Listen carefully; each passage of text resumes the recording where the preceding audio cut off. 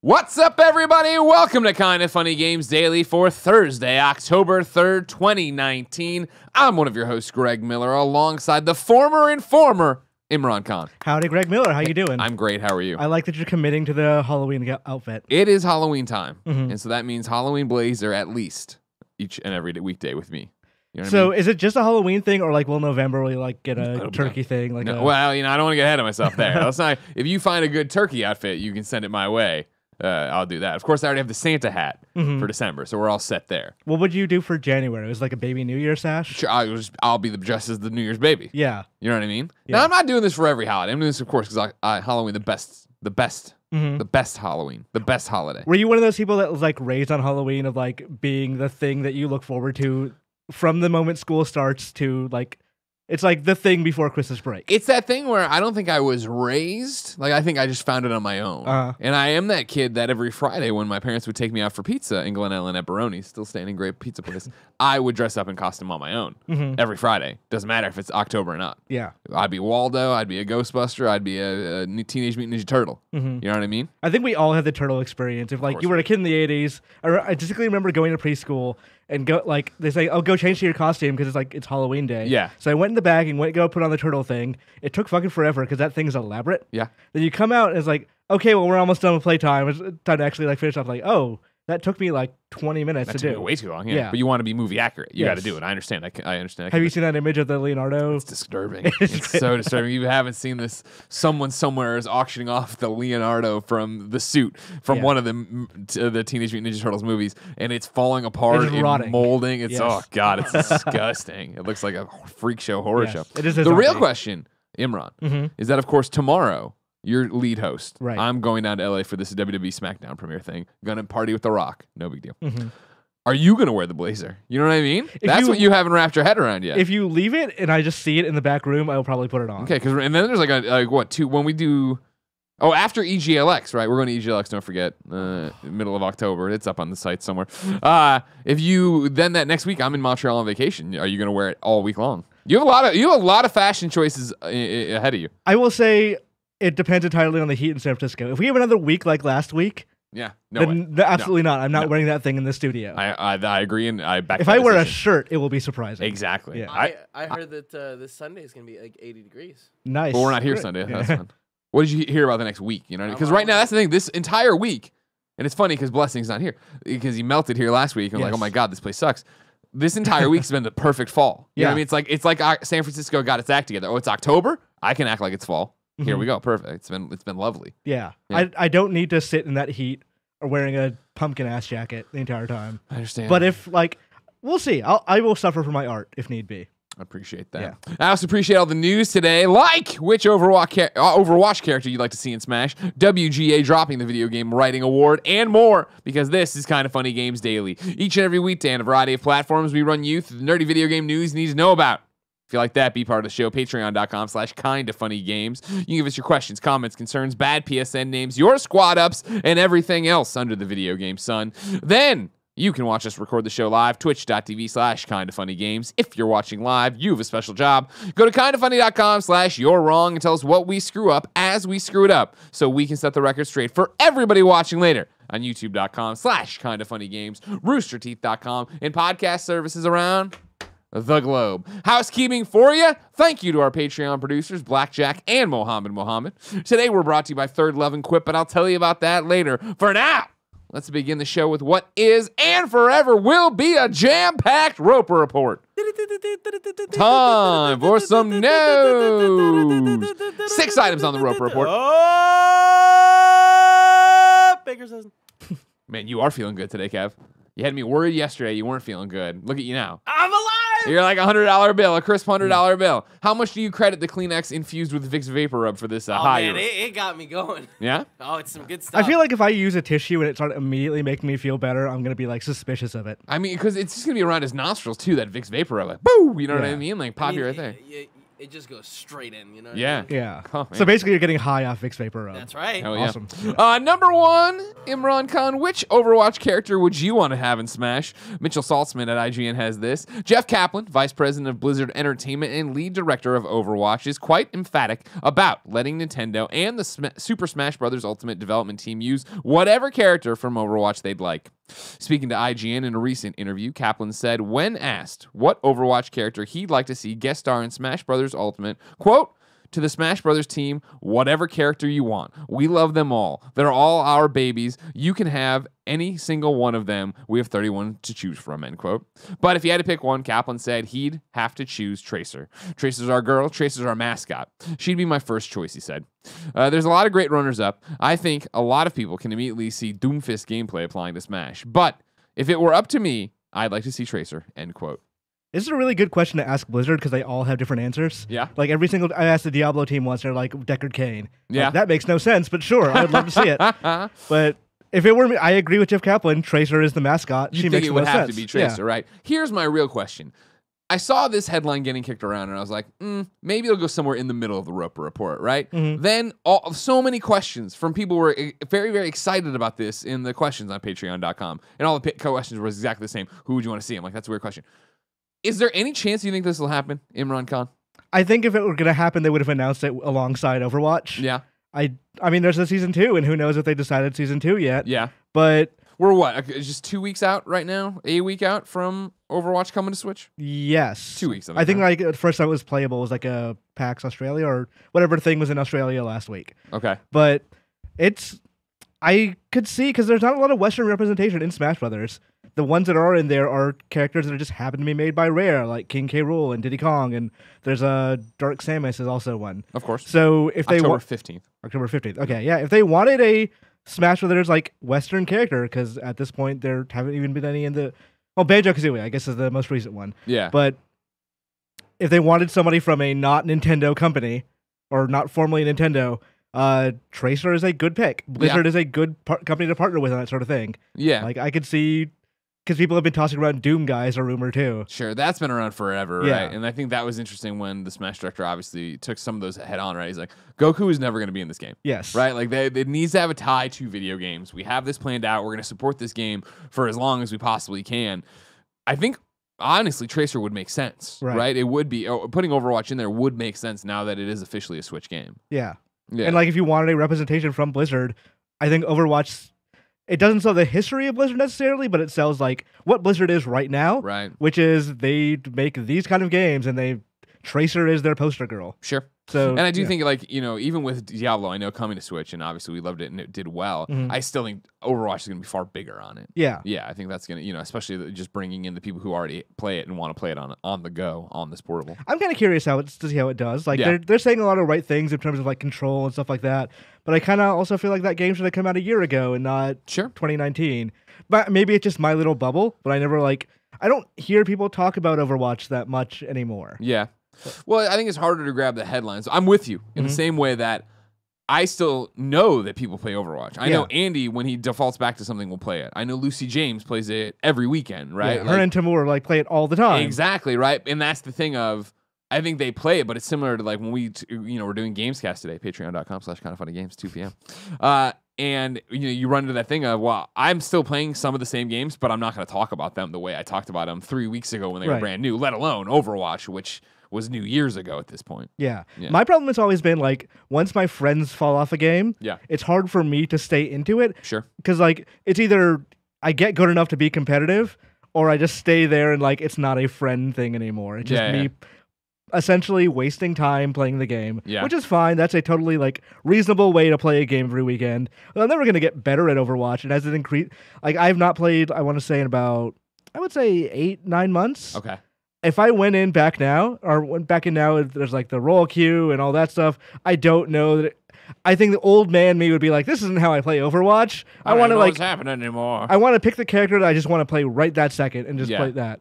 Which maybe that's that's old dinosaur thinking for that game.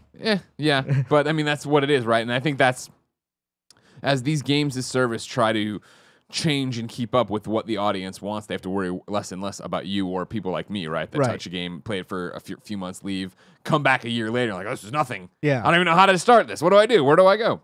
I'm really curious because there was that Kotaku report probably 6 months to a year ago. That was like, one of the things Blizzard's working on right now is an Overwatch 2. It's mentioned like very like off the cuff, like this is one of the things that they canceled other games to, focus on. But if that game exists, and I think the details Jason Schreier gave after it were like it exists on the foundation of Overwatch 1. I wonder if this Switch version, like they're just putting this out there so when Overwatch 2 or whatever that's called comes out, like they can just go like, okay, and if you own Overwatch 1 or the engine is already here, we can just, release it on Switch now. Yeah. Like if that's the purpose of it. That would probably make more sense, right? To get in there, take your lumps right now, learn how the Switch works, what concessions you have to make so that, when you're ready for Overwatch 2, you're there. Not to mention then even bigger install base. Yeah. So that you get to come out and just go, all right, rather than do the chip away numbers where lifetime sales Overwatch has sold a gajillion, you can get that in the first 24 hours, right? And really have a headline behind it. I will say I'm a little disappointed that because it's not crossplay, right? It's only Switch. I believe that's correct, but I will kindoffunny.com/you're wrong on that. Yeah, so I'm a little disappointed they didn't bother to put in more, like Nintendo costumes. I guess didn't bother as like a kind of loaded term, but there should have been Nintendo costumes in that game because that would have. Do you think they're not though because they're maybe future proofing that eventually maybe they could do? I think that would make sense. Like future proofing might be the logical answer for that. But I think that game would have sold better out of the gate if like you could dress Widowmaker up like Zelda or May has a Mario costume, whatever. it would fit. Yeah, no, totally, 100%. In the same vein. What's your read as somebody with your finger to the pulse of the video game community for Smash Brothers DLC going forward? Right, because they've done the thing of like, oh, we're only this is how many characters we're gonna have, and then they're like, wow, we're gonna have more. And when Tim and I were talking about it last time around, it did seem like this is the ultimate Smash Brothers, so it does seem like they're gonna support it an absurdly long amount of time. Yeah. The game is still selling. It's in the top NPD every month. I suspect that they'll probably calm down a little bit on the third-party stuff next season. Like maybe because people are starting to get a little like once you get to Terry Bogard, and Terry Bogard is a thing that like matters greatly to me, but there are a lot of people who went like, who the fuck is this? Who this? I don't know who this is. I think like they're probably going to start doing like, okay, maybe this time it's Byleth or whatever recent Nintendo like this is Rex from Xenoblade 2. Like that might make more sense for them. Yeah. Because like Smash Brothers is, among other things, like it's a great game, it sells a lot, DLC sells a lot. It's also an advertising platform. 100%, right? Yeah. It's like I mean that was for so many people, I think their first introduction to Fire Emblem. Yeah. And who any of these characters were. And I think like Xenoblade is getting remade because Shulk is in Smash Brothers. Like that's part of the reason. Sure. Yeah. Because now people know who he is and that game is going to sell better because of it. Yeah, 100%. Yeah. Nanobiologist wrote in with a link for me. This is over at GameSpot.com, where Eddie is saying crossplay for Overwatch is more difficult than people realize, but Blizzard's looking into it. Popular Battle Royale games, Fortnite, and I should say this is from October 1st, 2019, so very recent. Popular Battle Royale games, Fortnite and PUBG have crossplay support, and Activision's Call of Duty Modern Warfare will introduce it as well when it releases later this month. I also believe like Paladins has crossplay support as well. All right, he's not listed in every freaking game. All right. But what about Blizzard's hero shooter Overwatch? Principal producer Wes Yanagi told GameSpot the crossplay is definitely compelling, but it's not likely to happen for Overwatch anytime soon. Crossplay is something that would definitely be compelling for players, and as a player, I would love to see it happen. The truth is that implementing crossplay for Overwatch is more difficult than people realize. That being said, he went on to say that Blizzard is currently looking into crossplay support for Overwatch. Quote, "We are exploring how to bring this to Overwatch, but do not have anything to share at this time." So I think there's your reasons, they're not walling it off for good, right? They're just like, let's get it out on Switch, take our lumps, figure out how this machine works, what it does to our infrastructure, and then move forward with it that way. I do think like the Call of Duty model is going to be how crossplay goes from here on. Of like, you have mouse players, keyboard players. How you get separated is by those control methods. Yeah, and it's going to be weirder in the future if a competitive or big multiplayer competitive game does not have crossplay than if it does. Yeah. And that was a question yesterday for this. How quickly do you think it becomes the norm? Do you think next year it's pretty much all the AAA multiplayer games are going to be crossplay? Maybe not next year, but new consoles for sure. Okay. I think by 2021, the winter, like I think Call of Duty has it in for sure at this point. Like, I also think that they exchanged that mode for crossplay with like that Sony exclusive mode. Yeah. But you do think that was why I think Sony got that? Because a year that's been exclusive another is such a long time. That's been another hot button issue around here. Yeah. In Games Daily of like, why did this happen and what do we think about it? I suspect it was, hey, if you want we want to do this crossplay thing. This is going to be our big initiative. We want to have a Call of Duty account. We want to have it like separate from like PlayStation and all that stuff. And they're like, okay, but what are you going to give us for that? And I think that mode was probably it. Interesting.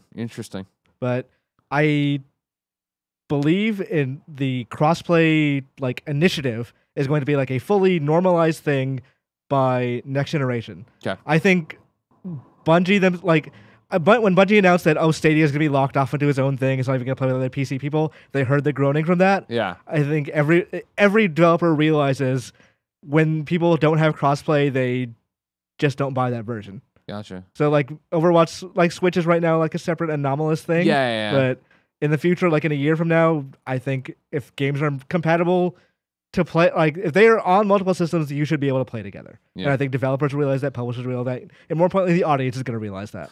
Is the deal with jumping back to the Bungie comment with Destiny, is the deal that it's cross progression but not cross play? Right. Okay. Just make sure I had it. So I can beam my save up to Stadia, beam it back to my PlayStation. But you're only playing with Stadia people. Gotcha. Yeah. Okay. Weird. Yeah. Crossplay it's one of those a brave new frontier, right? It's a brave new frontier that everyone's treating as like a generic thing of like, why haven't we been doing this? Yeah. Which that should be telling people why haven't they been doing it. Money. Yeah. Number 2 on the Roper Report, the WGA is dropping its Video Game Writing Award. This is Eric Van Allen at US Gamer. Games have become increasingly acknowledged at awards show over the past few years, but in 2020, it looks like one show will be dropping the category. The Writers Guild of America will not be awarding video game writing this year due to lack of what the guild describes as critical mass of WGA-covered games. In a statement, to US Gamer, a spokesperson for the Writers Guild, confirmed the category would be suspended for the time being, while the door was left open for it to return. The issue seems to be a lacking presence of WGA-covered games. Quote, there won't be a video game writing award in 2020. However, the category will be reinstated when there is a critical mass of video games covered by the WGA in order to provide a meaningful award selection process, end quote. Going back through the WGA's awards records, the category has been around since at least 2008, where Deadhead Fred for the PlayStation Portable one, I remember that. I do remember that well.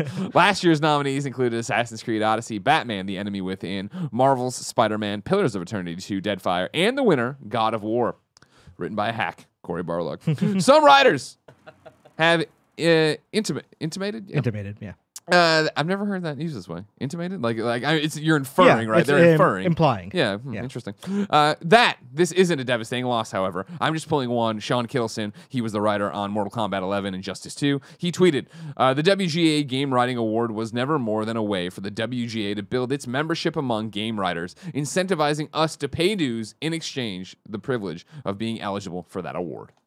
I mean, he's not wrong. The WGA is a guild award, it's in the name. Yeah, it is. So, and that's to just bring it up in case somebody's not picking up on it. They're like a union, right? They're a membership organization. So what they're talking about not having enough coverage this year, they're saying that not enough games that you'd put into the awards nomination process were written by WGA members. Right. Which I mean that it makes sense considering you can't hit a critical mass every year unless everyone is also like in the guild. Yeah. So I think they certainly have.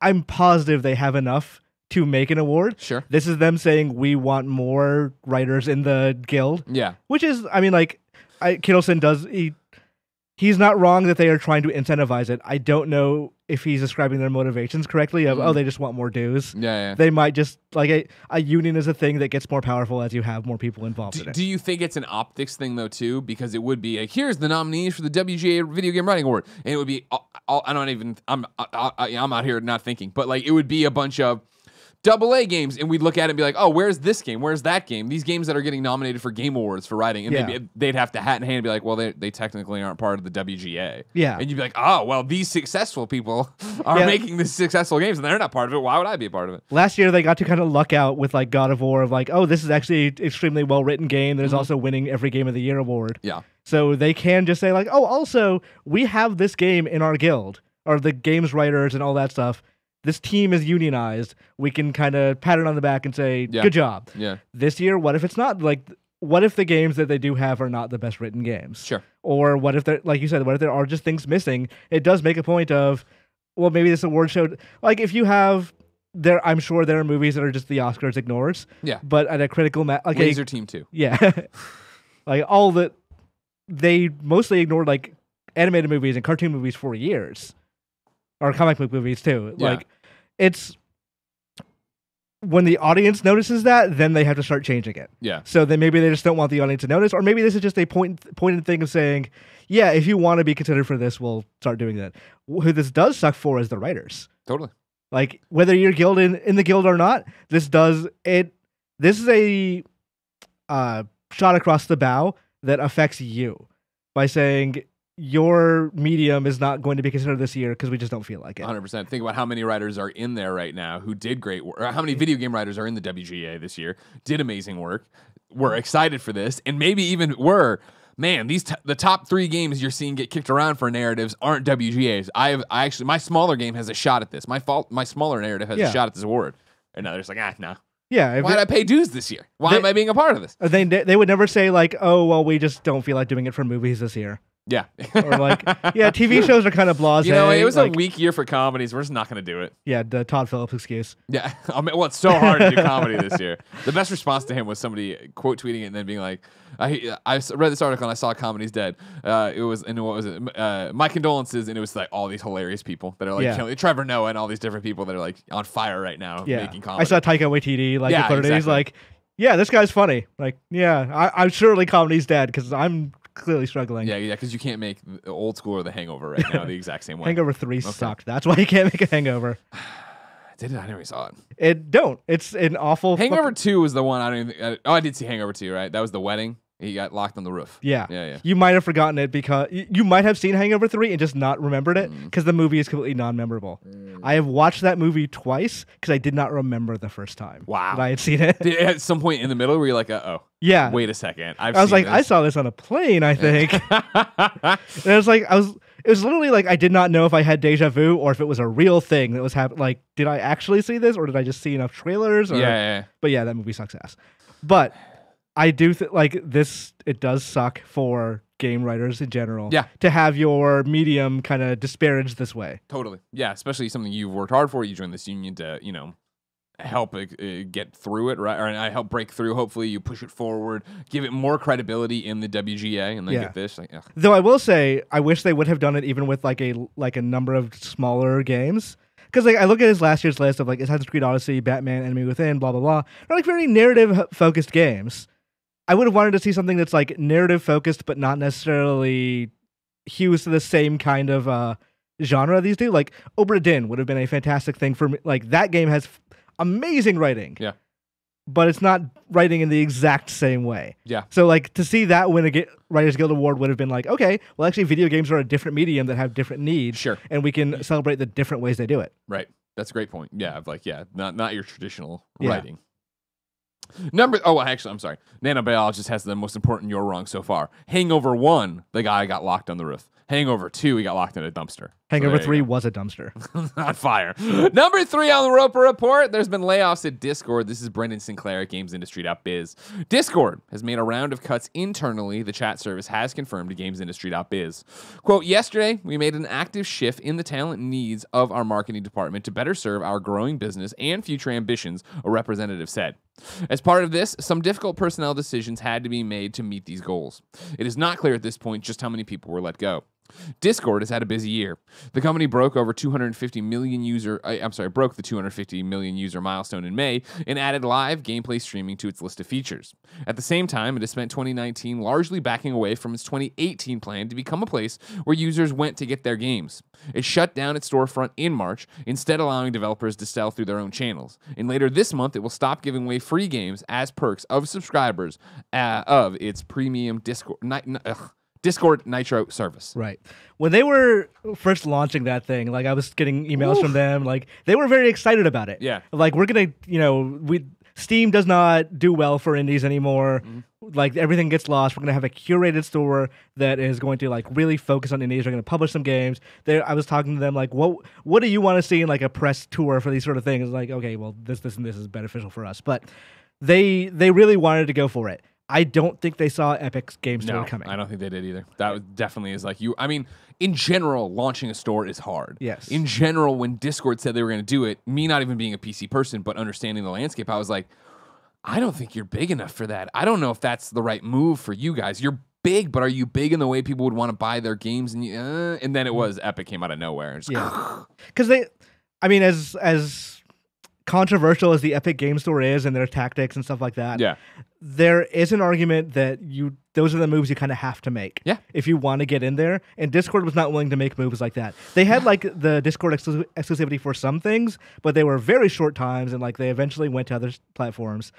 But they tried their hardest for a little while, and then immediately, give them credit, they recognized when it wasn't going to work. Yeah, they got out fast, right? Yeah. And that's the thing it's interesting of when Epic came around, when you saw them launch this, it was that thing of like, oof, are you overstretching? Are you going? Is this going to, in all intents and purposes, sink the company, right, or bring you down?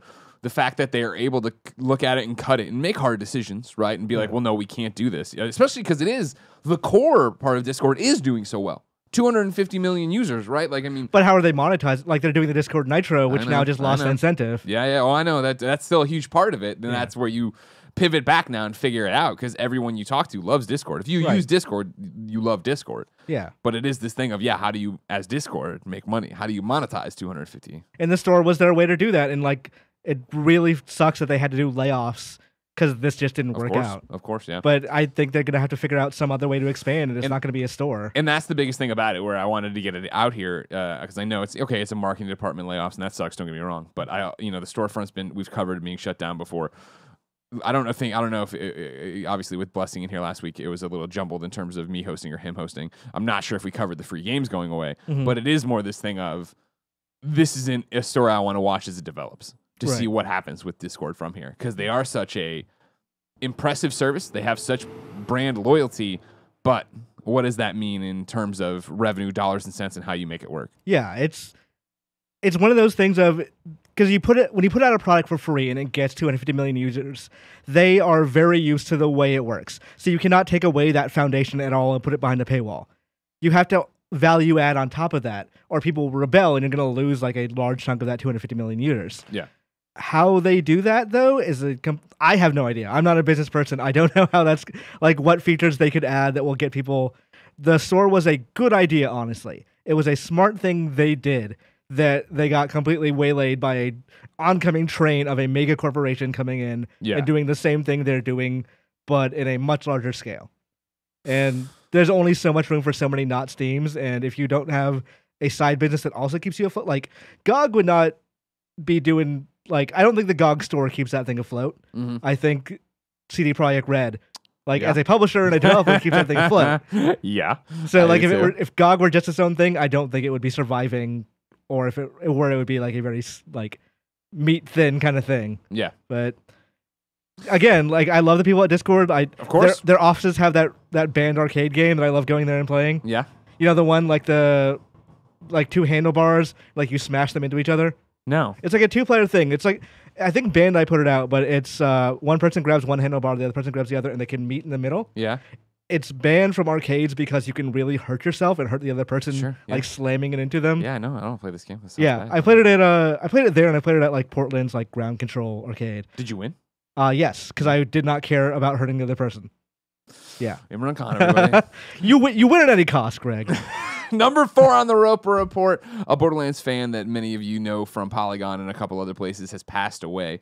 It looks like Trevor Eastman has passed away yesterday at the age of 27. You might remember Trevor because of Polygon, June 2019. They wrote about him, and obviously it was a movement across the Reddit. I'm pulling this news, by the way, from the Borderlands subreddit. I have not seen an official statement from the family, Trevor's Twitter account or anything to that, but it seems like it has traction on the Reddit of actually being verified. But, however, the Polygon June 2019 article is this. Trevor Eastman is a 26-year-old Borderlands fan recently diagnosed with stage 4 cancer of the esophagus, stomach, and liver. According to his doctors, he only has a year to live. He took to Reddit 1 month ago to ask the community to help him reach the developers with a special request. Quote, I've been a huge fan of Borderlands for a long time now, Eastman wrote, and I don't know if I'll live to see Borderlands 3. If there's any possible way that someone could find a way for me to be able to play it early, I would be forever grateful. The team at Gearbox got the message and invited him up to the studio for some time with a special preview build. Eastman got to experience 4 hours of the game and then was able to name a unique item in the game. If you're playing it, this is back to Greg now, this is over. If you're playing it, you might have picked up by now the compressing Trevinator gun that was named for him. He got to write the red text there too. Oh, nice. Trev is coming for you. So yeah, condolences to him and his family, obviously. So one of those things of an important follow-up, because I know we talked about this originally on Games Daily back in June, and then it's awesome that he got to play. Yeah, you know? I like that game developer or publishers can do that. Like for an industry that is weirdly secretive and all the preview events are so micromanaged to like the smallest degree of like I've seen notes about myself for them and what they say like what hand I like to use the mouse. Like I prefer keyboard and mouse and stuff like that. Oh, like, okay. Like I've seen Imran Khan right-handed. I don't know if I told this story before, but like one of the VR events once, I saw the notes for me, and it said like he's going to annoy you by trying to aim the weapon in his face. Because like every VR thing I put on, I grab the gun or the sword and go like that just to see what it does, and it never does anything. And like every developer apparently finds that very annoying. Right. But that's my notes for like that VR company. Kev, we've played a VR game where you do that and you do that and you kill yourself. I've definitely done a demo where that's like a feature. Okay, like, good. Go ahead, shoot yourself. In Maybe the face. I'm affecting the industry in that way. It pops an Imran Khan achievement when it happens.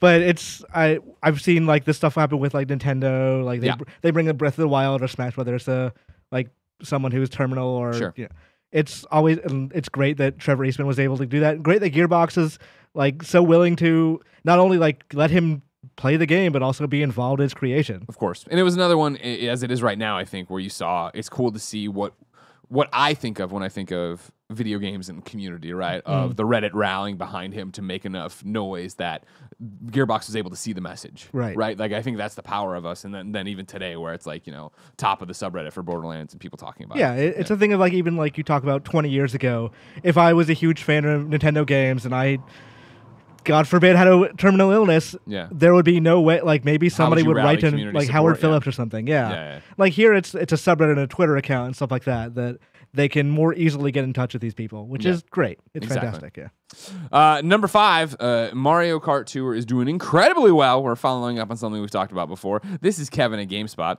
It's been 1 week since is that Bare Naked Lady song. Did it cue for anybody else? Because it's been 1 week since it's been 1 week since Mario Kart 2 arrived on iOS and Android devices, and despite its aggressive microtransactions, it's already proving to be a big hit for Nintendo. The game amassed a record-breaking 10.1 million downloads on launch day, and now that number has climbed to 90 million, mobile analytics tracker Sensor Tower reports. According to Sensor Tower, that makes Mario Kart Tour Nintendo's fastest mobile game launch to date. By comparison, the previous game to hold that distinction, Animal Crossing Pocket Camp, hit 14 million downloads in its first week, while Super Mario Run garnered 13 million, although unlike the other two titles, players had to spend $10 to unlock everything beyond Super Mario Run's first 3 levels. Sensor Tower shares some other interesting data on how Mario Kart Tour is faring. Thus far, it seems the game is more popular on Android than iOS devices, accounting for nearly 60% of its downloads. However, iOS owners have spent far more money on the game. More than 75% of its gross revenue comes from the App Store. The US leads in terms of downloads and revenue.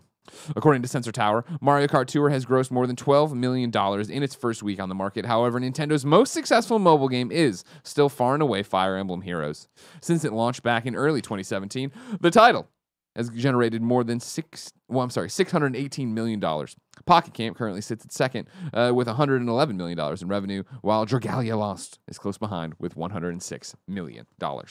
These are impressive numbers, and Mario Kart is weirdly Nintendo's one of their most successful titles, like series in general. Across platforms, yeah. Like I think the Wii one sold 30 million copies. I think the DS one did quite well. I don't know if it did 30 million, but like it's a kind of a slam dunk with mobile of course, like people are really going to want this. They're going to see Mario Kart in the App Store and they're going to grab it, Yeah. Question, like, What's retention? Yeah, retention is going to be a big thing. I remember Super Mario Run was like one of the biggest events. Yep. Like Miyamoto was on stage at the Apple keynote, Yep. And that game didn't do well. Flash in the pan. Yeah. Downloaded. I remember we downloaded it at the movie theater. We were going to see something when we still had to get the movie theaters early, and we all were playing it. And then it got to the wall, and I think I paid for it, but I was just like, I don't even really like this. I'm gonna stop. And I never. I paid for it. Didn't like actually play any more games, and like it. Nintendo themselves just said that game did not generate a profit, which is why we kind of get these like this story mentions the aggressive microtransactions of why they kind of do that now. Yeah, because Super Mario Run was the game that like okay, we're gonna bring the traditional console model, our game package model to mobile. Because I'm sure people are sick of the existing, you pay this much and you're sharked for microtransactions the entire time. Yeah. Turns out people aren't sick of that. That's what they really want on mobile.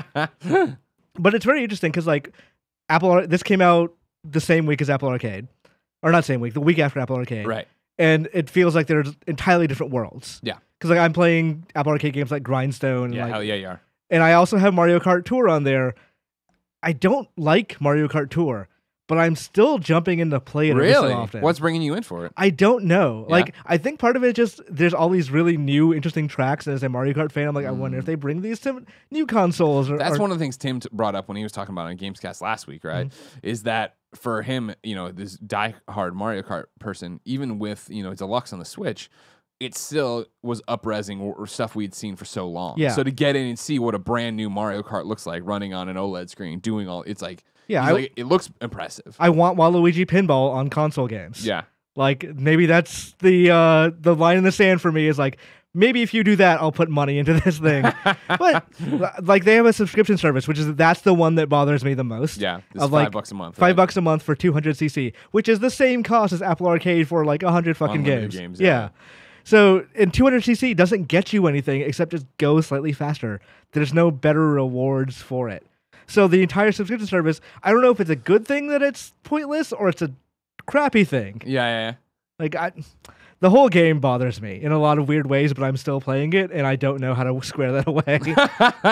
Like, I'm only playing it to find out what I don't like about it more, but I'm going to keep playing it even though I don't like it every time. If it's successful, then it's successful, and it'll fund a brand new Mario Kart like itself. I mean, if anything, it sends the message to Nintendo that like Mario Kart is a dominant franchise. Keep making this and make more of them and put out another one. Make a new Switch game. At least make new DLC tracks. I just want more Mario Kart. That's an interesting thing too. Yeah, you'd think would be the easier solution probably to keep people engaged and get more money from them, right? Yeah. Especially as you see, we talked about with Smash, like continuing to go on and like they're going to keep making stuff for Smash. I would like to. We talk about games as services a lot, but I don't think I recall a game that. Besides like the PC style words like Counter-Strike and Dota and all that I started playing at the beginning of a generation, I still at the end of the generation was still being supported. Yeah. Hopefully maybe Mario Kart or Smash Brothers or one of those is it. Yeah. Oh, Smash, I think for sure. Yeah. And that's, it's a different conversation. We're going to say that for Gamescast. Number 6, and finally on the Roper Report, Detroit Become Human has hit a sales milestone. They tweeted, "We are delighted to announce that Detroit Become Human has now sold in excess of 3 million units on the PlayStation 4 worldwide." What did you think of that game? It's good. I thought a third of it was quite good. Yeah. I mean, that's definitely it, man. Jen and I were playing it, and we were like, "This is so cool. This is blah blah blah." And I remember we were in a car in an Uber going to dinner one night, and maybe it was after like the first binge of playing it, where we were both quiet, and then we both turned to each other and started talking about, like, we were both in our heads thinking about threads, like, so great. And then we got to the service android who was like the nurse, whatever, and then like how his story started like spiraling and just exponentially getting crazier and crazier, and it was just like, what just happened? How did this happen? I thought the Connor Clancy stuff is legitimately great. Yeah. Like, that is whatever David Cage has been trying to do for so many years, it is paying off in that storyline. Yeah. The other two storylines are bad. Like, there is a point, I tweet about this a lot because it's a line that sticks in my head, but there's a point where you go to that mansion and like you see the guy. When you come back? No, or when you're... when you're Kara and there's like a guy who's like supposed to... Yeah. I'm sorry. Yeah, okay. And like you see his experiments in the basement. Yeah. And like one of the experiments, like it's like the lost toy, Sid's toys from Toy Story. Yeah. But one of them outright says, "He made us monsters, but who's the real monster?" And I'm like, this is... I was playing with a friend. I remember turning to her and I was like, this is the worst writing I've ever seen in a video game. And it's not the worst writing. There's worst writing, but of course. it is. But it stands out in this game that we were that I was enjoying up until that point of and then it just gets kind of snowballs from there. Yeah, and that's my thing is I feel like it's on track so well for so long, and then it as I say, it gets exponentially crazier. Where it's like no spoilers, don't worry. We did the Joker thing yesterday. We reviewed the Joker movie, and it was the conversation of like leaps in logic and like, oh, it's like it's weird in a movie for you to do that. In a comic book, you'd get away with it, right? In the game we were playing for Detroit Become Human, it was like, this is great, and then it was like, whoa, why would that? Whoa, we did it again, and then by the time you get to the end, I remember being like, I'm no longer invested the way I was in the first few hours, where it was like, this is so good, I'm so into this. By the end, you get there and you're like, well, now it's like a crazy, not even soap opera. It's Kara's storyline is soap opera. The nurse droid whose name I cannot remember right now. His is Grey's Anatomy guy. Yeah, exactly. His is so action movie crazy, right? And then Connor and Hank is like, oh yeah, this is okay. This is a cool buddy. If that game had been entirely Connor and Hank, I would probably love it. Yeah. Like, I'd be like, I apologize to David Cage. This is actually a fantastic game. Yeah. I haven't liked really any of his games for the most part. Right. Like, Heavy Rain had some bright spots. Yeah. Beyond, not so much. No, it was I like Beyond. I like Willem Dafoe. But other than that, that was the game. It's like, okay, well, hopefully this is going to be good. Yeah. And it started off great and then just slowly started like eating itself. And that was my thing is like, looking back on it, I enjoyed my time with that. I had fun. I platinumed it or whatever, but I loved Heavy Rain. Heavy Rain, I thought hit because I guess wasn't expecting it, at that time, right? In terms of what I was going to get. And to get here and feeling like we were on that path. And I really liked in between levels, how it would show you the different tracks and like, oh man, we could have gone there. We could have done that. I wonder what would have happened as it got to the end and like, the whole thing with the Grey's Anatomy guy in North, it was just like, all right, okay, this is fun. I enjoyed this, but I remember, even now, like, what did you think about it? Like, oh yeah, I haven't thought about Detroit Become Human in forever. Like, I think at the end of that game, I was like mildly upset at the way the story resolved. Like, it didn't really bother me, but as time went on, and started like thinking about it more. I'm like, oh wait, this is like a huge loss of potential, and I think that bothers me more than the other ones. Yeah. Like, if the games are bad, that's one thing, but if they're partly good and then fuck it up. Yeah. But I will say, like you mentioned the charts and the like choices and all that. Yeah. I think I'm at the point in this generation, or like where I am as a gamer, that I don't necessarily care about choices in a story if the story doesn't hold up. I would rather have an extremely well written like narrative than I would I didn't get a choice about any of this. Like, oh, it could have gone this way and I went the other way. That's neat, I guess, but if the option is, oh, well, they kiss and now everybody loves androids, then I would rather don't give me the option to kiss, write a more logical ending to that. Didn't you want to see the androids sing? Oh, fuck. Did you ever do that? I remember going, because I had gotten shot, I think, there originally, because I chose the one that happened. I was like, all right, whatever. And going back for the platinum, when I chose that and he starts singing, I was like, what the fuck is this game? It is somebody trying to invoke slavery without understanding anything about it. Yeah, that's a big part of it for sure. But I digress. David Cage and Quantic Dream's next game is so far away. Imran, if I wanted to know what was more immediate, say what came to the mom and grop shops, where would I go? The official list of upcoming software across each and every platform as listed by the Kinda Funny Games Daily Show hosts each and every weekday. Yeah. Out today. NeoCab on Switch and PC. It's on Apple Arcade too. Oh, okay, awesome. It's been out for a while. I totally missed it, and I saw somebody tweet about it. I was like, this is that game from the Nindies event I saw at GDC. Shit. They're doing a bad job of showing what's updating. Coming? Yeah, exactly. Because I'm still just playing Assemble with Care and Grindstone. Yeah, you're doing good games. Le Grand Legacy, Tale of the Fate Bounds comes to PlayStation 4 and Xbox One. Candleman is on Switch. A Whole New World is on PlayStation Vita. It lives. Paranoia, Happiness is Mandator is on PC. Is it Mandator or just? I didn't write I copied these off of Kotaku. If they screwed it up, it's Kotaku. Fault, Milestone 1 is on Switch. Case, Animatronics is on Switch. Galaxy Champions TV is on Switch. Cubix is on Switch. Tic Tac Letters by Powagi is on Switch. Hexagroove Tactical DJ is on Switch. Hero of the Forest is on Hexon is on PC and Mac. Endless Fables 4 Shadow Within is on PC and Mac. Alive to Survive is on PC and Mac. And then Northgard is coming to PlayStation 4 today and heading to Xbox One tomorrow. Just a heads up on that. Switch will be... the Switch came out last week. City Skylines is now available on Xbox Game Pass for PC, the Xbox Beta app on Windows 10. The Damn DLC, an all-new standalone chapter in the franchise of popular VR for zombie first-person shooter Arizona Sunshine, is out today. The Damn DLC is the largest Arizona Sunshine mission to date. It's now available for $4.99 on PlayStation VR, Oculus Rift, HTC Vive, and Windows Mixed Reality headsets. Then GameSpot says there's a new event about to begin in Pokemon Go. Niantic has announced it is bringing the Stardust Blast event back for a limited time starting tomorrow, which is now today, giving you a chance to earn much more Stardust in the game than usual. New dates for you. Lonely Mountains Downhill is going to be released October 23rd on Steam, Xbox One, and PS4. Gollum, a PlayStation VR exclusive, is coming out November 8th. The digital release will come after that on November 12th, which is an interesting way to do it. I've never seen it done that way. It's the opposite than usual. Stranded Sails, Explorers of the Cursed Islands, comes to console and PC on October 17th.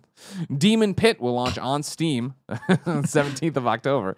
Console versions, Switch, PS4, Xbox One, will follow a still to be confirmed release date. Ballistics puzzle platformer Family Tree takes root exclusively on Nintendo Switch, coming October 10th. And then Return of the Obra Dinn releases October 18th on Switch, PS4, and Xbox One. By Return of the Obra Dinn.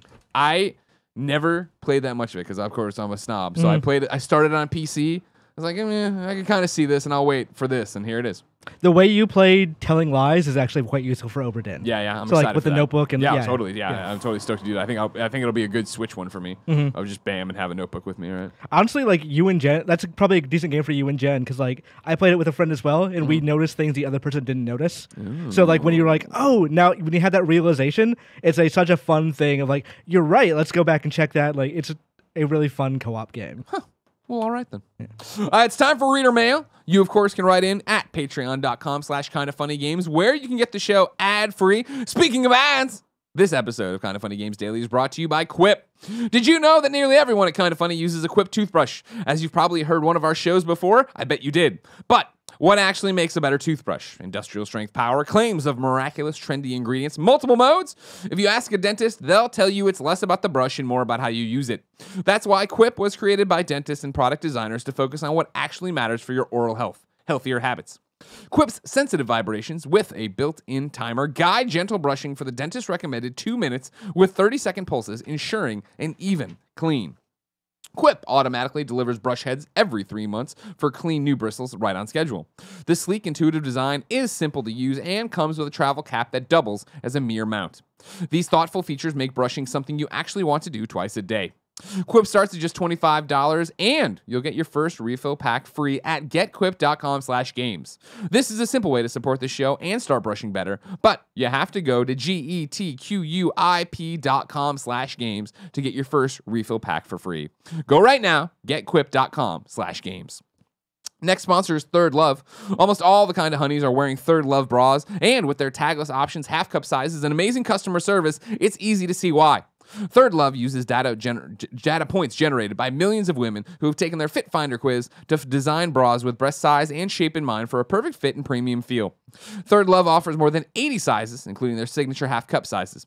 You can skip the trip and find your fit with Third Love's online Fit Finder. Order and try on at home. No more awkward fitting room experiences. Every customer has 60 days to wear it, wash it, and put it to the test. And if you don't love it, return it, and Third Love will wash it and donate it to a woman in need. Third Love's team of expert fit stylists are dedicated to helping you find the perfect fit. They're available every day via text, chat, and phone. Plus, returns and exchanges are free and easy. Third Love knows there's a perfect bra for everyone. So right now, they're offering my listeners 15% off your first order. Go to thirdlove.com/games now to find the perfect fitting bra and get 15% off your first purchase. That's thirdlove.com/games for 15% off today. Captain Newlin writes in to patreon.com/kindoffunnygames and says, Dear Kinda Funny Games Daily show hosts, how can the community best act when faced with the threat of violence at a community event? For example, I remember waiting in line to get into the last PSX and noticing that there were police snipers posted on the roof of the convention center. It seemed like a bit much, but then it dawned on me that despite how friendly PSX is, there is a real fear/chance someone might want to bring harm to those attending.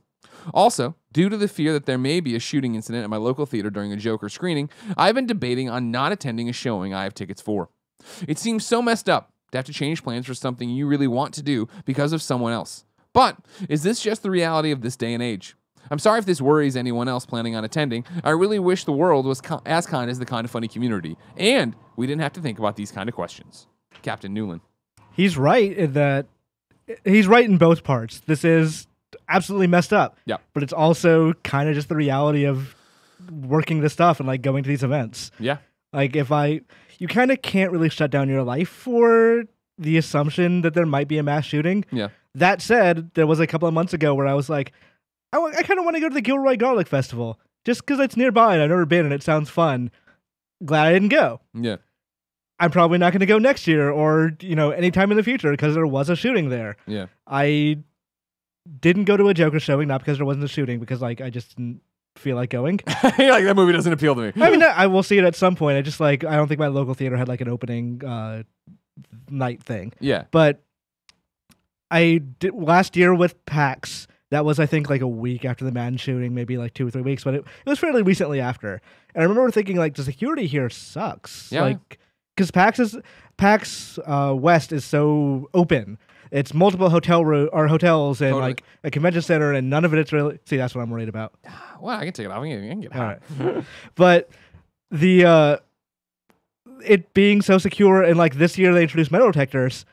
And the same, which is outrageous. Yes, that it was this year, 2019, they introduced metal detectors. Mm-hmm. I don't mean to sidetrack you here. I have talked about this before when we've talked about security, but I remember going to PAX East after the Boston bombing, and they had a queue line out front, and all these metal detectors were like, "Oh, right, of course," because now this will change all PAXs. Yeah, and years later, they finally had metal detectors at PAX, and like, granted, it backed up the lines and did all this stuff, and it was way harder. I don't care. Yeah. Like, it's outrageous. I remember the year before or 2 years before having that thing of being on the show floor and being like, with my backpack, and I was like, I just got there, and I looked around, I was like, wait, I just got in here and no one checked my bag. Mm-hmm. Nothing's going on. What if I had an IED in here? What if, anybody here had a gun, did anything like that? Yeah. And like, PAX's security is very performative. Of like, oh, we're not going to let you into the show floor even though you've got an appointment, even though you're already like in here, but we'll let you into the building, no problem, around like hundreds of thousands of other people. Right.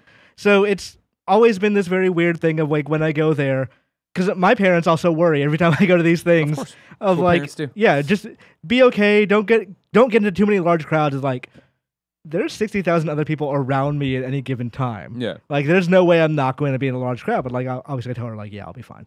But honestly, who knows? Yeah, like the only way for you can be safe is if they make it safe. There's not a whole lot you can do besides not showing up. And again, we go back to you still have to live your life. Of course. And I mean, that's the thing about it where I struggle, especially now being married to a Canadian, right? Where I think, I was in school, or I was, of age, junior high, grade school, when Columbine happened. Right. And when everything changed. I mean, I might have been a freshman in high school. It doesn't matter. But I've lived through the school system changing to where all of a sudden in high school we were running Schedule E drills, right? And like, that became normal. That became the way it is. That is how life is. And so when Jen got here and we started talking about these things, and she's like, "What? Like, that's not. They don't do that in Canada, right? We don't have." And it's been that thing of like, "Oh fuck!" Like, it's rocked me a little bit on my axis in terms of what we've given up or what we're allowing and all these different things and gun control and Second Amendment. And this is a whole different ball of wax for what we're talking about here. So what I'm saying here is to the question in particular too is that. I don't think you can worry about these things. You can be prepared for them. Yeah. You can have it's kind of like an airplane of like, where are the exits? Like, what if something was to happen? Do you know how to get out of there? Right. And I know see something, say something is a joke for the most part, but it also is that if you see someone being suspicious, weird, whatever, right? And I not just brown. You know what I mean? As I know, this is a problem with random security checks and a million other things, and we've talked about this privately, right? Especially with your name. Like, I mean, actually see somebody. Like, what are they doing? Like, but it's like when we went to Avengers, maybe I think it was. But I remember us sitting in the row, and we were closer to the screen, and there was a guy off to my left that I just totally forgot about that just stood there. And Jen would not, and she's like, what is this guy up to? And I'm like, I think he's a theater. She's like, he's not trying. And it was a long conversation of like, well, fuck, now I can't worry about the previews. What is this dude doing? You know what I mean? And sure enough, he eventually had a clipboard and walked over and he was like, okay, he's doing like, I don't even know, checking how many seats are full or whatever the fuck's going on. It seemed like he was in there. But it is that thing of, since the Dark Knight shootings, right? Or Dark Knight Rises shooting in Aurora, Colorado, even then, like, movie theaters are the same way of now being in a movie theater and thinking like, fuck, what would I do? How would you get out of this? But what I'm driving at here is that I don't think you can let it rule your life because, okay, cool. The people who went to the Gilroy Garlic Festival, maybe were some of them like, I'm never going to a movie again because like something bad might happen there. Like, well, no, maybe they were, but like it can happen anywhere. And it was even my thing of when PAX East installed the metal detectors outside, and I'm in that. Wow, what a great thing!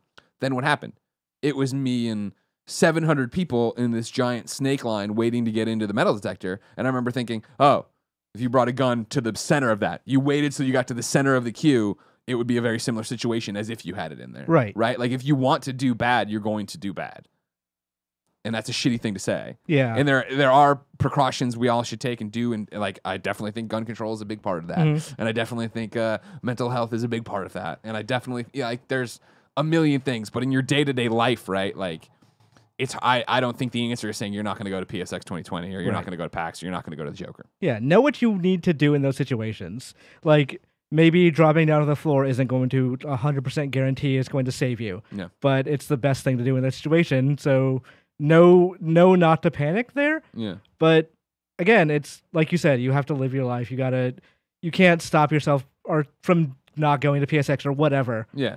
Because like we've been to E3 and like I remember being very pissed at the first day of E3 when I was going in through the media line until I found the back entrance that no one knew about that actually also had metal detectors that had no line. Yeah. That was way better. But I remember being very pissed because like I have to go like I need to do a job and I need to get in there and it's taking so long.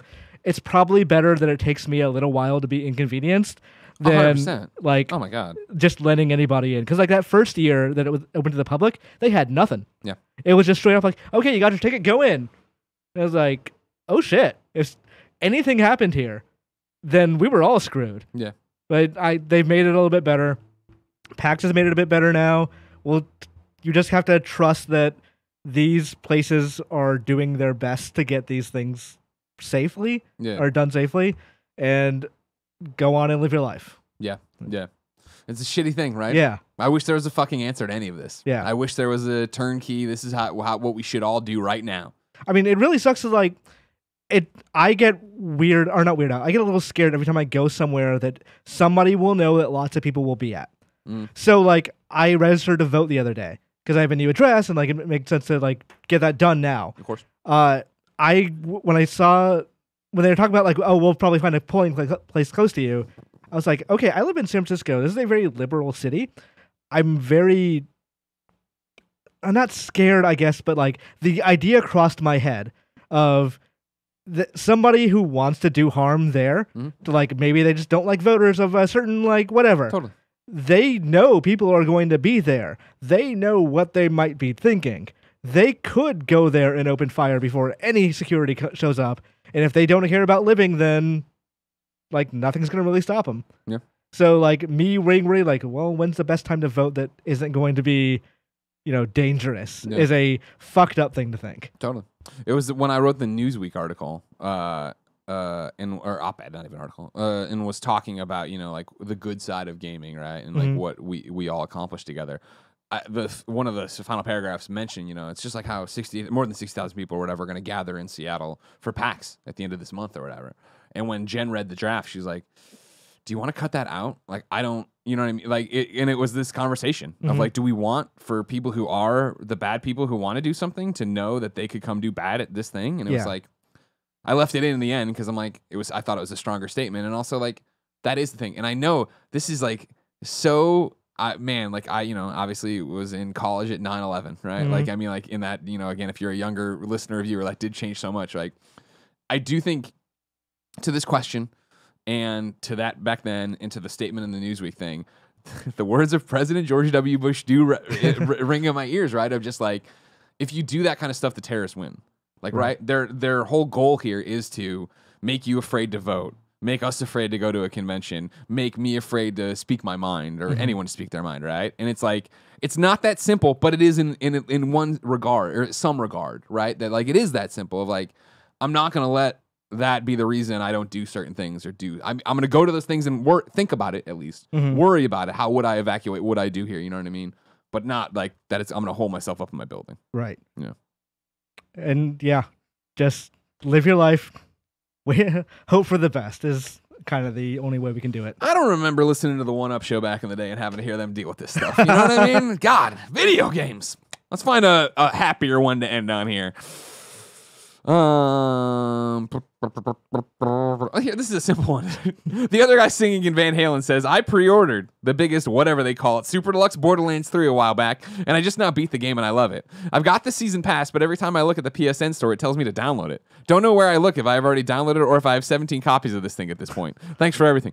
No, well, the season pass doesn't have any content for it yet, right? Yeah. Like what you would have gotten all your special skins and shit when you hit the start or options button, right? And you go into like the social menu, you go over to your mail, you download it all there, just like you get all your letters from your gun supplier. And then when they eventually do drop episodic DLC, you'll be able to get that for free. That's actually a very weird question now coming off that last one. Very weird. Of course, gun suppliers, right? Yeah, I know. I mean, it's... At first I thought you were making a joke. I was like, oh, wait, no, that's Borderlands. That's that game. That's how it goes. That's how At some point, I kind of want to write an op-ed about the fact that I hate real-life guns, but like video game guns and how I square that away. Yeah. But I need to figure out how I actually do square that away first. Exactly, right? Yeah. Video games. Frankfurter gets the final question. Good morning, Greg and Imran. Sonic is going to space. No, really. In 2022, there will be a rocket carrying an explorer with Sonic the Hedgehog as their mascot. While it's funny to think about Sonic running around in space, what are some missed opportunities for using other gaming characters as a mascot instead? Personally, I think using Isaac Clarke would be a bad idea, but I'm sure there would be a few funnier ones out there. Yeah, I wouldn't use the guy from Dead Space. Yeah. The engineer just trying to do his job who now has to fight every necromorph in the galaxy. Not much of a mascot character, but I think like Garrus would be cool from Mass Effect. Oh, yeah. See, that's definitely the whole thing is like you jump to Mass Effect of if I was going up there and like doing this, yeah, give me the N7 armor. Yeah. Right? Give me the spacesuit with the nice white and red stripe down the side, black ISM 2, N7 logo. Is it weird to you that there's not been so many like, how do I put this? Like, what genre of like fiction would you call it? Like, it's sci-fi, but it's like a very like kind of optimistic space, like a Star Trek-ish, like the next generation of humanity kind of space game. Like we don't have that many of those in the video game industry. Where we're all established already? Like they're all like space wars. I want to kind of like I want to go to like a space like exploration. No Man's Sky. Not I guess sort of like that. Like not necessarily like I don't want to chart space. I want a Star Trek morality plays in different planets kind of thing. Okay. And like we don't have that, and I keep waiting for like the Old Republic. Yeah, maybe. Yeah, I mean that's old. Yeah. Why haven't they done more of that? Yeah. I guess only BioWare is doing it. Is my main issue. We just keep coming back to the same exact people. Yeah. What about I mean, it's not out yet, but Outer Worlds, right? Like, Outer Worlds. Super stoked for that. Yeah. That's kind of what I'm looking forward to. Yeah, that's soon, right? That's this month. Yeah, this month. I can't wait. Yeah, cannot wait. Imran. JV is now doing publicity for that game. I saw that. Yeah. Tara Bruno scooped him up. Good find. It's time to squad up. This is where one of you writes into patreon.com/kindafunnygames. You give me your name, username, platform of choice, and why you need help in a video game. I read it here. The best friends come and find you, and everybody plays games together. Today, Steve needs help on PlayStation 4. Steve's PSN is Steve X418. Steve X418, all one word. I have one trophy left to earn in Team Sonic Racing, and it involves beating a friend's time trial time. If any best friends would like to help me out and get the platinum trophy, my PSN ID is Steve X418. I like the idea of maybe him getting somebody, but it's someone who's like really fucking good. They're so good. It's like, oh, this is frustrating. I can't do it. I have another required reading on here. This one's from Steven Totillo over at Kotaku. Why online game launches are often a mess. Snippet I'm going to read you here is this. At 8:54 p.m. Eastern Time, Bungie Help stated that maintenance was complete. At that point, players were finally able to get back in. He's talking, of course, about Destiny 2. The biggest game release of the day had just been offline for about 5 hours. To some people, this was a huge surprise. Bungie, an established studio, has been making and expanding Destiny for years, had delayed the launch of its newest expansion, Shadowkeep, for 2 weeks, and was now, on October 1st, surely ready to launch. To others, this was to be expected. A normal occurrence in gaming, where a launch of so many big online games has involved day one server problems. But why, despite all the smart people out there making video games, do launches so often go awry? Real good read, because we talked about this here, where yesterday's question of like, why does Bungie get a pass for this? And basically like, this happens all the time. What are you gonna do? Yeah. Steven goes through and uses a bunch of Rami Ismail tweets and other sources to be like, here's what happens and why it all goes awry. Long and short of it is servers are expensive. Yep. You don't want to have 50 servers for day 1 and then only need 25 servers for day 2. Exactly. Well, I guess you have to read the article anymore. Imran explained it. Damn it. But still. Still read the article. Now it's time for You're Wrong. This is where people watching live on twitch.tv/kindafunnygames go to kindafunny.com/you're wrong and tell us what we screw up as we screw it up. The other Sean says, technically speaking, Diddy Kong, K. Rool, and Dark Samus are also Western characters, but seeing as they're associated with Japanese titles, I get they may not count as Western. Yeah, and they're also Nintendo Studio titles. Exactly. So, yeah. Nanobiologist says Jason Schreier reported that StarCraft Shooter was canceled to focus on Diablo 4 and Overwatch 2 back in June 6, 2019. Do you think we see Diablo 4 this year? No, but I'd love to. I think they have to know how badly it went over last year to not announce it. I think whatever they're going to show. I've heard some interesting stories about that game's development. Yeah. That I'll tell you off the air because I can't confirm them. Okay, sure. But they're very interesting. When would that be? BlizzCon. Yeah, but when's BlizzCon? That's what I meant. Sorry. I don't know offhand. I'm still reading through this wrong, so you tell me when BlizzCon is, somebody.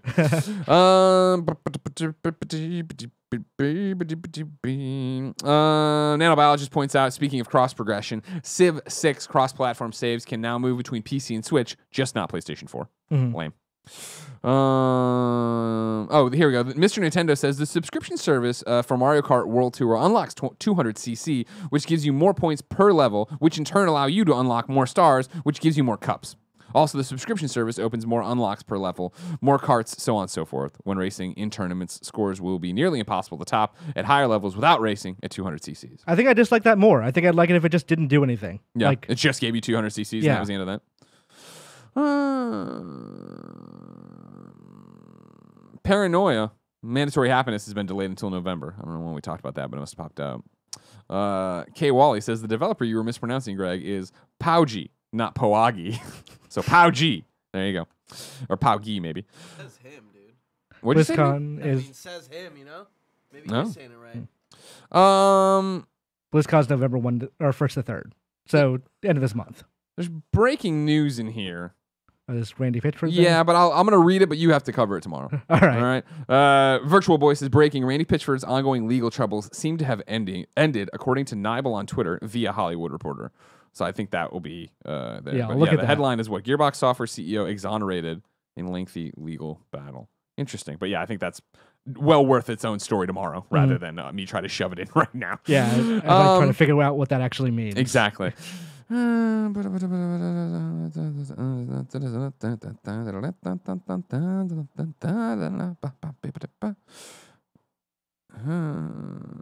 Missed out today. Don't Call Me Mama, but Yes, I Am Your Mama, made by Kyle Bossman of Easy Allies. The game was made on GB Studio and released on itch.io if you want to go there. It's okay. Or you can go to Kyle's Twitter, Kyle Bossman. I never met him, but he seems nice.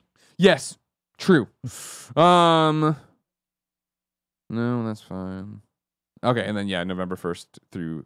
I love it when they counteract themselves. Trevor Starkey tries to say it's the 1st through the 2nd. Everybody else says it's the 1st through the 3rd. Maybe he's the only right one. Nobody knows. Yeah. Who knows? But that's what it is for BlizzCon. I'm sure Kevin will know all about it. Ladies and gentlemen, this has been Kinda Funny Games Daily. Still more games content for you today. You can go to patreon.com/kindafunnygames, of course, where you can get each and every Kinda Funny Games Daily episode ad-free and give us all your questions. At 2 o'clock, you can watch myself, Imran, Fran, and Tim record the Kinda Funny Games cast. I'm sure Fran will rant and rave about Destiny. I'm going to talk about Dragon Quest. Are you really? Okay, yes. Cool. I'm going to try to knock out a game in between this and the show to talk about. So, You're just going to play more Grindstone. That's true too. Grindstone's Sounds really good. It's getting too hard for me now. I felt your tweet yesterday where you did your battery at 23%. Yes. Yeah, that is exactly how it goes. And then tomorrow it's Imran and Tim because I'll be down in lovely Los Angeles for WWE SmackDown. Yeah. Wear the suit, just the coat.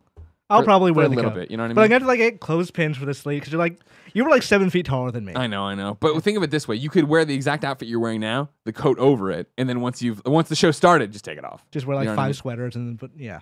Should be fine. Okay. Ladies and gentlemen, until next time, it's been our pleasure to serve you.